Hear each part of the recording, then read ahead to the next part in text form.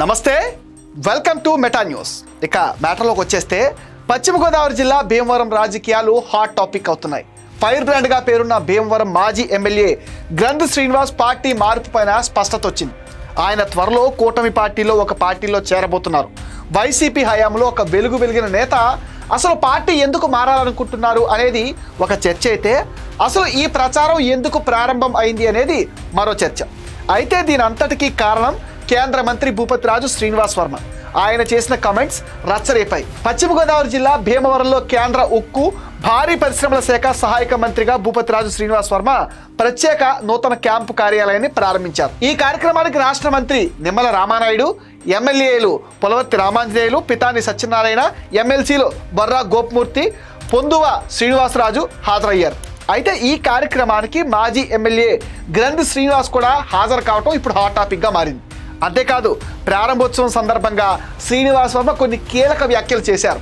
భీమవరం మాజీ ఎమ్మెల్యే గ్రంథి శ్రీనివాస్ చిన్నప్పటి నుంచి తనకు స్నేహితుడిని, అందుకే క్యాంపు కార్యాలయం ప్రారంభోత్సవానికి ఆహ్వానించడం జరిగింది అన్నారు. గ్రంథి శ్రీనివాస్ ప్రస్తుతం కూటమి సభ్యుడు కాకపోయినా అని చెప్పి 2 సార్లు నవ్వుతూ స్ట్రెస్ చేసి చెప్పారు. దీంతో మరోసారి గ్రంథి శ్రీనివాస్ రాజకీయ ప్రయాణం పైన కూటమి సీనియర్ నాయకుల్లో చర్చ మొదలైంది. కేంద్ర మంత్రి శ్రీనివాస్ వర్మ ఎమ్మెల్యేల ముందే ఈ వ్యాఖ్యలు చేయడం పైన గ్రంథి శ్రీనివాస్ త్వరలోనే కూటమి పార్టీలో చేరబోతున్నారని స్పష్టమైందని చెప్తున్నారు. గ్రంథి శ్రీనివాస్ టీడీపీలో చేరతారని కాసేపు, బీజేపీలో చేరతారని ఇంకాసేపు చర్చలు అయితే నడిచాయి.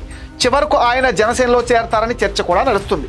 భీమవరం నియోజకవర్గంలో 2024 ఎన్నికల్లో గ్రంథి శ్రీనివాస్ పరాజయం చెందారు. తన ఓటమికి పార్టీలోనే కొంతమంది కారణమయ్యారని ఆనాడే జగన్కి తెలియజేసినా కూడా ఆయన స్పందించలేదు. నర్సాపురం మాజీ ఎమ్మెల్యే, ప్రస్తుత వైసీపీ పశ్చిమ గోదావరి జిల్లా అధ్యక్షులు ముదునూరి ప్రసాద్ వైఖరిపై విసుగు చెందిన గ్రంథి శ్రీనివాస్ గత ఏడాది డిసెంబర్లో వైసీపీకి రాజీనామా చేశారు.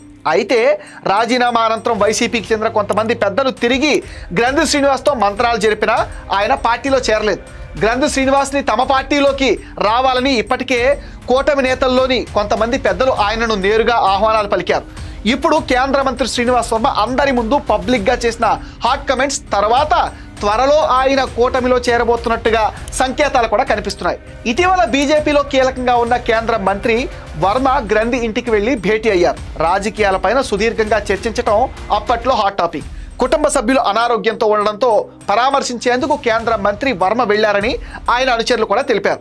కాపు సామాజిక వర్గానికి చెందిన గ్రంథి శ్రీనివాస్ని పార్టీలోకి తీసుకుంటే నర్సాపురం నియోజకవర్గంలో బీజేపీ మరింత బలపడుతున్న ఆలోచనలో ఉండేవారు. కానీ ఇప్పుడు జనసేనలో ఆయన చేరటం ఖాయంగా కనిపిస్తోంది.